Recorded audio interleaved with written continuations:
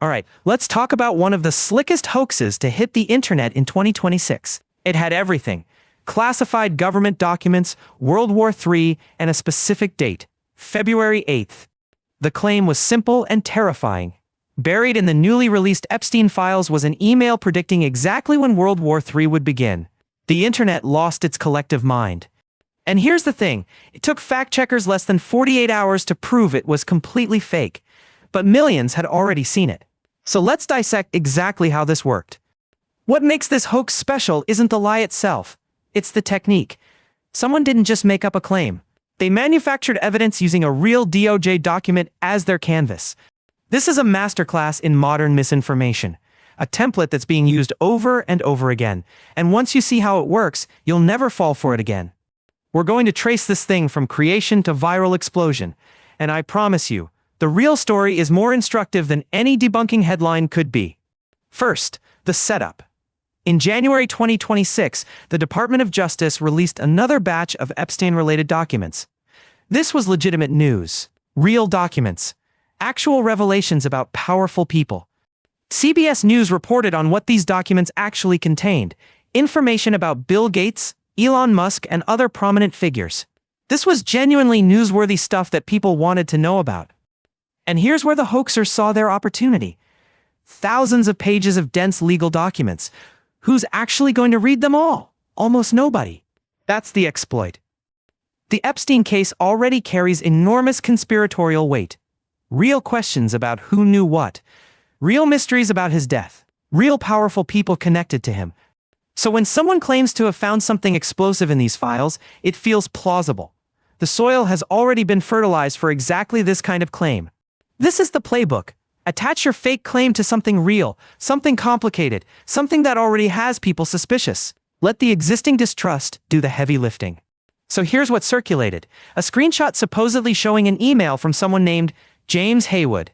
The subject line read investmentt nuclear. Note that misspelling.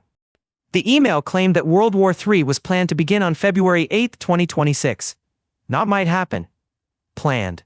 As if global thermonuclear war runs on a Google Calendar invite.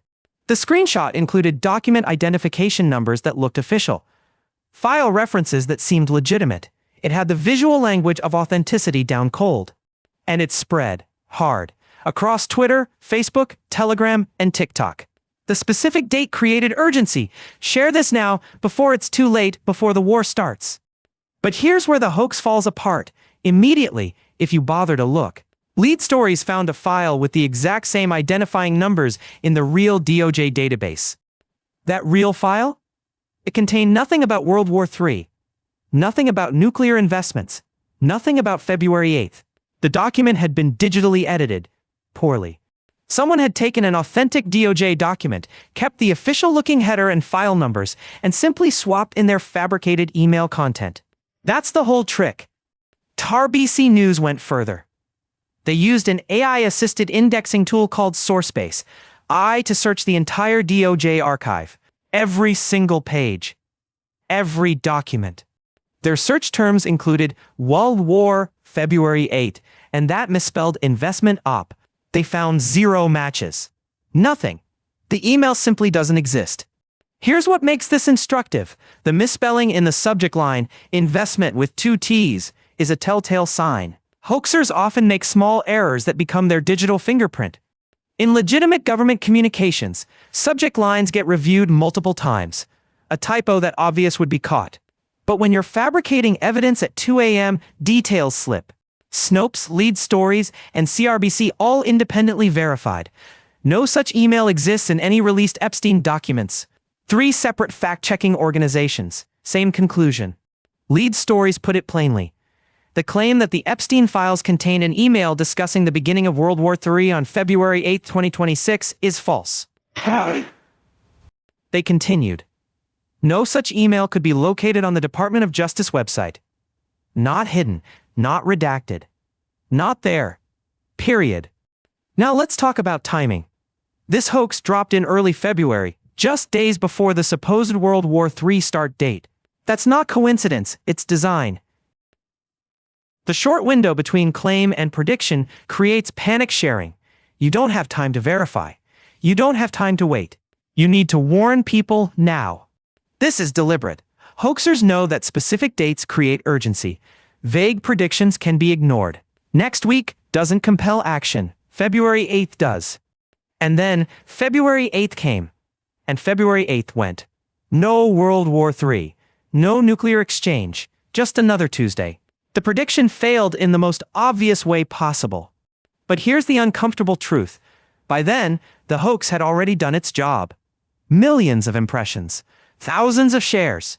The doubt had been planted and replicated. The people who saw the original screenshot, most never saw the debunk. They scrolled past it, moved on, but somewhere in their memory is a data point. Epstein files, World War III, elites. This is the asymmetry of misinformation. The lie travels at viral speed. The correction walks to the library and politely raises its hand. Let's step back and understand the ecosystem here. Why do these hoaxes keep working? It starts with document dumps themselves.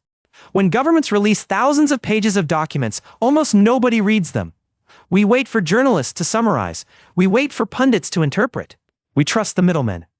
That gap between release and understanding is where hoaxers operate. They become the false middlemen. They discover things that aren't there and present them as revelations. The technique is remarkably consistent. Start with a real document header. Keep the official-looking elements. Replace the actual content with your fabrication. Share as if you just found it. The visual language of authority, letterheads, file numbers, watermarks, these cues bypass our critical thinking. We've been trained to trust official-looking things. What makes the Epstein hoax particularly effective is context collapse. The real files do contain disturbing information. Real powerful people are named. Real questions remain unanswered. So when another explosive claim surfaces, your brain pattern matches. Well, the files did reveal X and Y. Why not Z? The plausibility threshold has already been lowered. This is why hoaxers attach their fabrications to real scandals. Epstein, election fraud, pandemic origins. Topics where real malfeasance exists become camouflage for fake claims. The debunking came quickly, within 48 hours. Lead stories, Snopes, and CRBC all published thorough investigations. The system, in a sense, worked.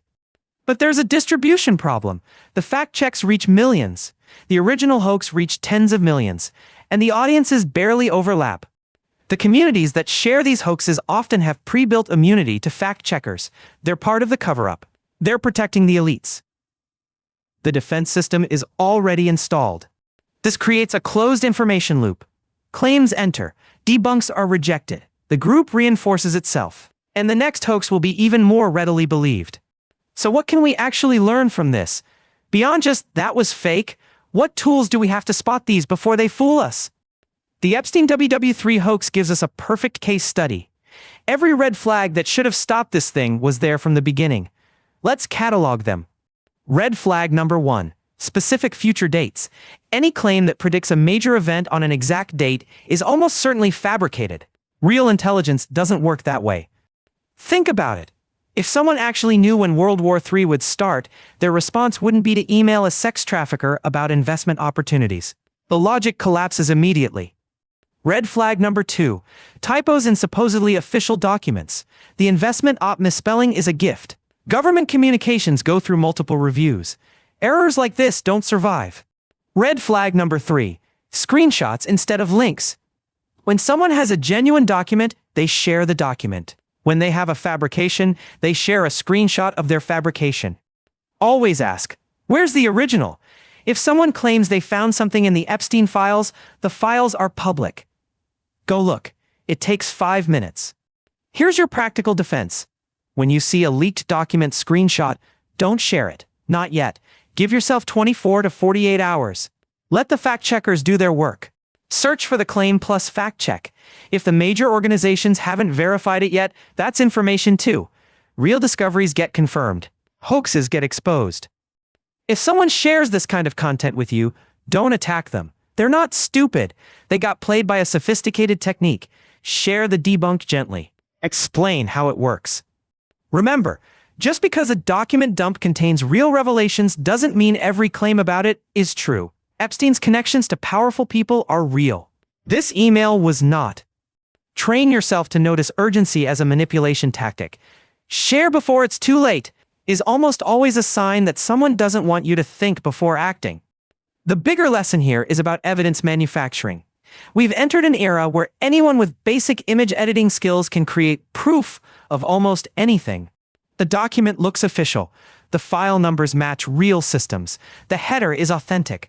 Only the content is fake. This is surgical misinformation. It's designed to exploit your trust. And as AI image and document generation gets better, these fabrications will become harder to detect. The techniques used here are training wheels for what's coming. The defense isn't to become paranoid. It's to become methodical. Verify before sharing. Trace claims to primary sources. Give yourself time before reacting emotionally. The Epstein WW3 hoax will fade. February 8th came and went.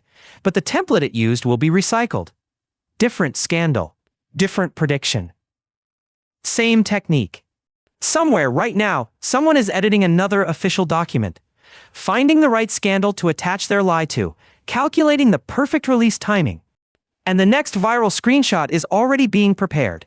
The question is, when it hits your feed, will you recognize it for what it is? That's the anatomy of a screenshot hoax, a real document dump, a fabricated email, careful timing, and an audience primed to believe. The formula is disturbingly simple. But now you know how it works. You know where to look for red flags. You know why urgency is a weapon. And you know that verification only takes minutes. The internet will keep producing these hoaxes. That's just the reality. But you don't have to spread them. You can be the person who stops and asks, where's the original? That's what separates the Mythbusters from the myth spreaders. Not intelligence, not cynicism, just the willingness to pause and check. Stay skeptical out there.